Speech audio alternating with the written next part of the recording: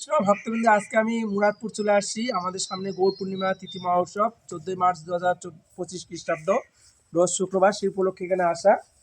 আমি একবার গ্রাম পর্যায়ে চলে আসছি। এখানে একটা প্রাকৃতিক একটা যে গ্রামের আবহাওয়া খুব সুন্দর। তো এখানে আসি, আমার মায়াপুরের যে গোশালা রয়েছে, বৃন্দাবনের যে গোশালার কথা মনে পড়ে গেল। দেখুন এত সুন্দর গোমাতা, খুব সুন্দর সুন্দর গোমাতা। এই যে দেখেন, গোমাতা কি জয় বলেন, সবাই বলেন গোমাতা কি জয়। এটা হচ্ছে রত্নাদের বাসায় আসি, উনি বর্তমান বগুড়ায় বেঁচে আছে। যাই হোক, আমি সেটাও জানালাম এখানে।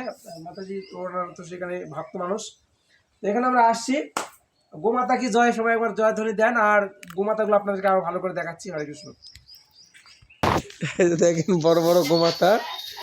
আর এই যে গাভী দহন করা হলো, এই যে দুধ, এই যে দেখেন মাতা। হরে কৃষ্ণ। গাভী দহন করলেন। আর এই যে এখানে বড় বড় গাভী, এটা মনে হয় গো বাবা, এটা গো বাবা এটা। আর এটা হচ্ছে গোমাতা, ঠিক আছে। সবাই দেখুন বড় বড় বড় গাভী, বড় বড় গাভী। আর এটা কালো গাভী। মোট হচ্ছে 1 2 3টা, 3 2 5 6টা। এই যে গোমাতা আর বাছুরটা দেখেন কত বড় বড়, খুব সুন্দর। এই গাভীটার নাম কি? এই গাভীর নাম কি?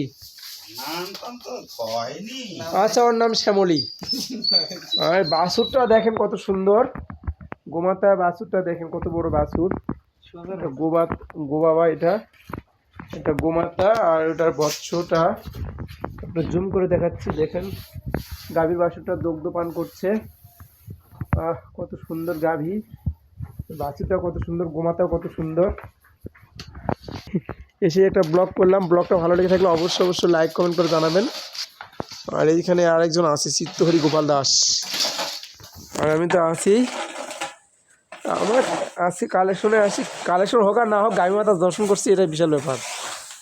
গ্রামের একবারে পরিবেশ, গ্রাম। তো গ্রামটা কেমন লাগছে সবাই জানাবেন। সবাইকে ভিডিওতে ধন্যবাদ জানাচ্ছি। টাটা, বাই বাই, পরে কথা হবে। হরে কৃষ্ণ।